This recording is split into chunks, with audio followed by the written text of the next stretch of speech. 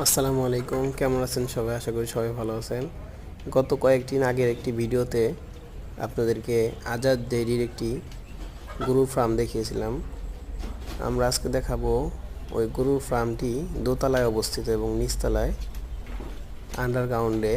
এখানে তিনি কিছু অংশে মাটি কেটে পুকুর আকৃতি করে সেখানে তিনি পানি দিয়ে রেখেছেন এবং কি বিল্ডিংটির নিচে বা খামারটির নিচে তিনি দেশীয় জাতের মুরগি এবং চীনা হাঁস পালন করতেছেন। এতে করে তিনি তার